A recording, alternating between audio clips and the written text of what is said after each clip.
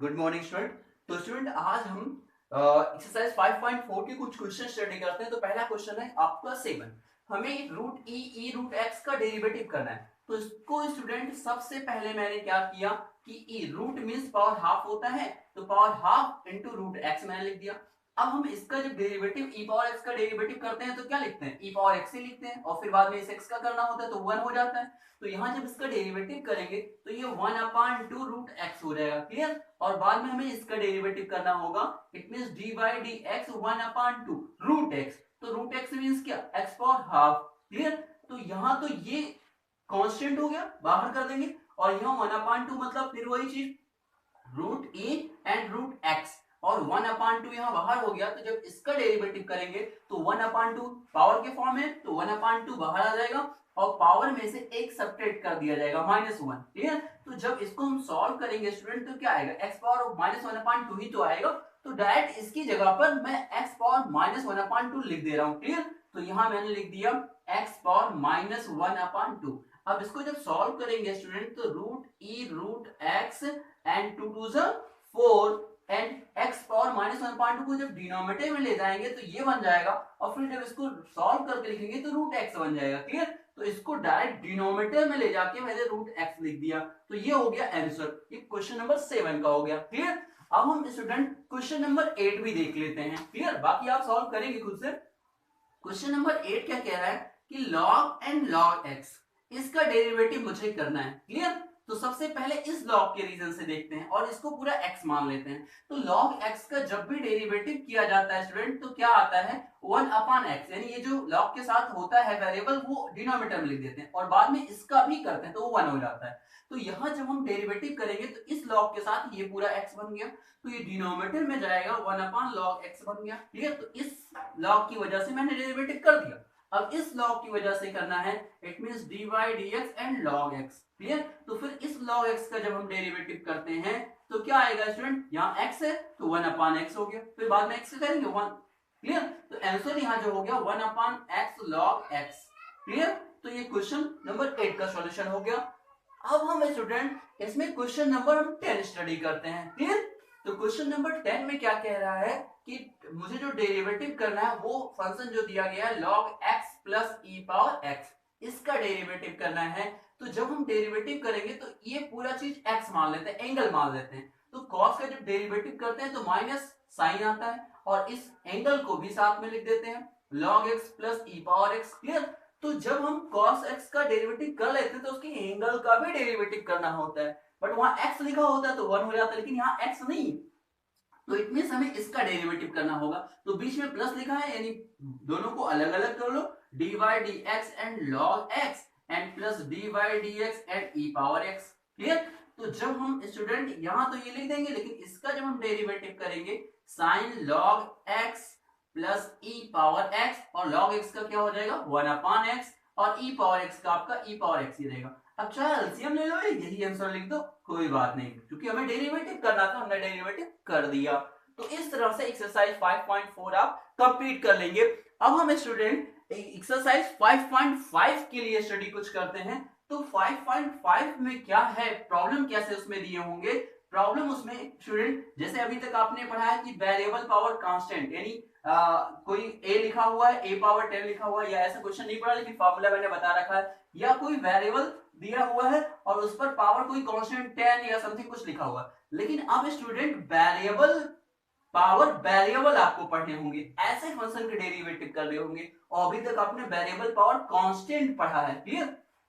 और भी कुछ टाइप के क्वेश्चन होंगे, जैसे इसमें लिख दिया जाए कि cos x into sine x या साइन 2x अपान एक्स क्यूब, तो इसका डेरिवेटिव कर तो लेंगे p अपान क्यू के फॉर्म में, लेकिन बहुत लेंथी हो जाएगा। तो उसको अगर हम सेपरेट कर लें, cos x को अलग कर लें, sin 2x को अलग कर लें, x क्यूब को अलग कर लें, तो इजी हो जाएगा। तो सेपरेट करने के लिए हम कौन सा फॉर्मूला यूज करते हैं, एक log का फॉर्मूला होता है, तो वो हमें यूज करना पड़ता है। तो स्टूडेंट सबसे पहले हम देख लेते हैं कि वो log के फॉर्मूले होते क्या हैं। तो हमने लिख दिया log के कुछ फॉर्मूले, log mn, जैसे log के साथ दो फंक्शन मल्टीपल के फॉर्म में, दो हो या तीन हो कुछ भी हो, तो उसको हम सेपरेट फॉर्म में log के रूल से क्या लिख सकते हैं, जो पहला है था वो log m लिख दिया, फिर प्लस लिखते हैं log n। इट मींस जितने भी फंक्शन मल्टीपल के फॉर्म में होते हैं log के साथ, उनको प्लस करके अलग अलग लिख सकते हैं, सेपरेट फॉर्म में कर सकते हैं। दूसरा जो फॉर्मूला है आपका log m अपान n, डिनोमिनेटर में जो होता है उसके साथ माइनस और न्यूमरेटर में जो होता है प्लस के साथ सेपरेट करते हैं। जैसे यहाँ m क्या न्यूमरेटर में, तो उसको हमने प्लस के साथ लिख दिया और डिनोमिनेटर को माइनस के साथ लिख दिया। क्लियर? तो स्टूडेंट याद रहे यहाँ e समझा जाता है। क्लियर? अब हम क्या करते हैं, पहला क्वेश्चन 5.5 का पहला क्वेश्चन सॉल्व करते हैं। क्या था आपका cos x। क्लियर? तो ये फॉर्मूला यही है, फॉर्मूला राइट कर लीजिए। तो क्या दिया था पहला question, cos x, cos 2x and cos 3x। Clear? तो हमने इसको कुछ कंसीडर कर लिया, let y equal to this. तो अगर हमने dy dx फाइंड कर लिया तो इसका भी डेरिवेटिव हो जाएगा। इट मींस फाइंड क्या करना है आपको यहाँ, dy dx। क्लियर? क्योंकि y के इक्वल ये माना है, तो इसको स्टूडेंट डायरेक्ट भी कर सकते हो, लेकिन चलो सेपरेट फॉर्म में पहले कर लेते हैं। तो टेकिंग लॉग बोथ साइड, क्योंकि लॉग लेना पड़ेगा आपको, तो मैंने लिखा taking log both side. Clear? तो ये लॉग y, और जब स्टूडेंट यहां लॉग लेंगे तो लिखा रहेगा log cos x into cos 2x into cos 3x, तो मल्टीपल के फॉर्म में हो गया। तो अभी जो फॉर्मूला मैंने बताया कि log के साथ जब मल्टीपल में रहता है तो अलग अलग आप प्लस के फॉर्म में ऐसे कर लेते हैं। तो इसको हम लिख सकते हैं log cos x and plus log cos 2x and plus log cos 3x। Clear?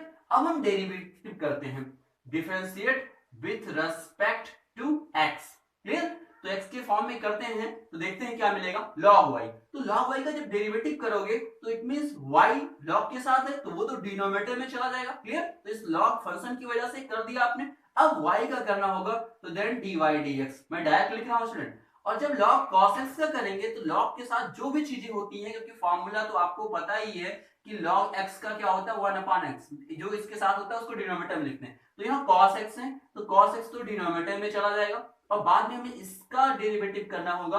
तो cos x का क्या होता है student, minus sin x। Clear? अब हम इसका देखते हैं, तो log के साथ यहाँ cos 2x है तो इसका जब डेरिवेटिव करेंगे तो 1/cos 2x आएगा, और जब फिर cos 2x का करेंगे तो माइनस sin 2x आएगा। उसके बाद इसके एंगल का भी करेंगे, यहां भी एंगल का किया था लेकिन 1 हो गया, दिखाया नहीं, इसलिए यहां 2x करोगे x का 1 हो जाएगा, लेकिन ये 2 कोएफिशिएंट के फॉर्म में लिखा रहेगा। क्लियर? अब हम देखते हैं स्टूडेंट इस चीज का डेरिवेटिव, तो log cos 3x, तो cos 3x तो डिनोमिनेटर में जाएगा। क्लियर? और जब हम इस cos 3x का करेंगे तो आएगा माइनस sin 3x, और जब इसका करेंगे तो x का 1 हो जाएगा, लेकिन 3 कोएफिशिएंट के फॉर्म में लिखा रहेगा। तो स्टूडेंट आया आंसर क्या, dy dx। y इधर क्या कर रहा था, क्योंकि मुझे dy dx निकालना है, तो y इधर डिवाइड कर रहा था, उधर जाएगा तो क्या करेगा, मल्टीप्लाई करेगा। और ये जो माइनस है यहाँ, तो मैंने माइनस लिख दिया, sin x अपन cos x क्या हो गया, tan x हो गया, और यहाँ प्लस माइनस माइनस यहाँ भी हो गया 2, और आगे लिख दिया sin 2x अपन cos 2x tan 2x। Clear? यहाँ भी प्लस माइनस माइनस हो गया 3 एंड tan 3x। क्लियर? चाहे माइनस कॉमन कर लो, लेकिन यही आंसर हो गया आपका। बट y की वैल्यू आपको स्टार्टिंग वाली डालनी पड़ेगी। इट मींस माइनस मैंने कॉमन कर लिया और लिख दिया cos x cos 2x and cos 3x and here tan x plus 2 tan 2x and plus 3 tan 3x। Clear student? Answer से मैच करने की जरूरत नहीं, आंसर में क्या होगा, यहाँ नीचे cos 3x cos 2x cos 3x common किया गया होगा, फिर सॉल्व किया होगा, तो आंसर से कोई जरूरत नहीं, बस सिर्फ आपको डेरिवेटिव करना है। क्लियर? तो ये हो गया आपका डेरिवेटिव। क्लियर? समझ में आ गया? तो ये आपका क्वेश्चन नंबर फर्स्ट हुआ। अब हम अदर क्वेश्चन इसके देखते हैं। अब हम स्टूडेंट क्वेश्चन नंबर थर्ड देखते हैं। ठीक है, सेकंड वाला फिर आप लॉग करके कर सकते हैं। तो क्वेश्चन नंबर थर्ड में क्या कह रहा है, वेरिएबल पावर वेरिएबल। तो जो अभी मैं बात कर रहा था कि वेरिएबल पावर वेरिएबल वाले क्वेश्चन इसमें सॉल्व करने होंगे, तो वो क्वेश्चन आ गया। क्लियर? तो ऐसे क्वेश्चन बहुत इंपॉर्टेंट होते हैं बोर्ड एग्जाम में। 2 मार्क्स या 4 मार्क्स के लिए या 6 मार्क्स के लिए एक क्वेश्चन आता है स्टूडेंट, तो इसको बहुत मतलब इंपॉर्टेंट है ये आपके लिए। क्लियर? तो ऐसे फंक्शन जब वेरिएबल पावर वेरिएबल आता है तो हम सबसे पहले फिर वही चीज करेंगे कि let y equal to this. Clear? तो हमें निकालना क्या होगा, dy dx निकालना होगा। क्लियर? तो सबसे पहले वेरिएबल पावर वेरिएबल आता है तो इसको हम सिर्फ एक ही मेथड से सॉल्व कर सकते हैं, बिना लॉग लिए सॉल्व नहीं कर पाएंगे। तो मैंने लिखा taking log both side. Clear? Log both side. तो जब हम दोनों साइड में लॉग लेंगे then here right log y, और स्टूडेंट यहां जब लिखेंगे log, clear, and log x power cos x। Clear student? तो हमने ये जो लॉग लिखा है इसके लिए पहले फॉर्मूला आपको जानना होगा। लॉग का एक फॉर्मूला और होता है स्टूडेंट, अगर जैसे लिख दिया गया log x power m, log यहाँ लिखा गया और उसके जो साथ वेरिएबल है उस पर पावर है, तो हम इस पावर को यहाँ आगे लिख देते हैं कोफिशिएंट के फॉर्म में और यहाँ log x लिखते हैं। क्लियर? तो यहाँ log इसीलिए लिया गया क्योंकि x के पावर cos x नहीं, इस पूरे की पावर cos x लिखा गया है जिससे ये पावर यहाँ से हटाया जा सके, क्योंकि ये वेरिएबल है, अगर कांस्टेंट होता तो कोई बात नहीं। तो अब जब log मैंने लिख दिया तो जैसे यहाँ x को ये पूरा मान लो, क्लियर, और m को यहाँ cos x मान लिया, तो cos x कहाँ आ जाएगा इस रूल के अकॉर्डिंग? आगे आ जाएगा। इट मींस हम इसको लिखेंगे log y equal to cos x ये पावर है, तो यहाँ आगे आ गया cos x और यहाँ बन गया log एंड log x। अभी इसके पिछले एक्सरसाइज में 5.4 में log x का मैंने डेरिवेटिव करना बताया आपको। क्लियर? तो अब स्टूडेंट इसका हम डेरिवेटिव कर लेंगे, इसमें दो अलग अलग फंक्शन हो गए। क्लियर? तो इसमें जो फॉर्मूला हम यूज करेंगे dy dx u into v वाला, इसमें से किसी एक का डेरिवेटिव करते हैं। जैसे u का डेरिवेटिव किया मैंने तो dy dx u कर दिया और v को वैसे ही रहने दिया, फिर मैंने u को लिख कर दिया और v का डेरिवेटिव किया। क्लियर? मल्टीपल प्रोडक्ट जो डेरिवेटिव होता है वो इस फॉर्मूले से यूज करेंगे।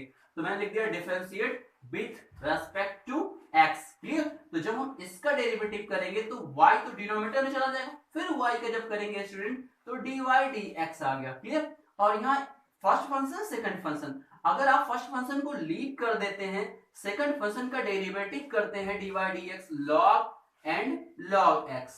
क्लियर? फिर प्लस लगाते हैं। अब की बार सेकंड फंक्शन को आपने लीव कर दिया log x और डेरिवेटिव फर्स्ट फंक्शन का कर दिया dy dx and cos x। Clear?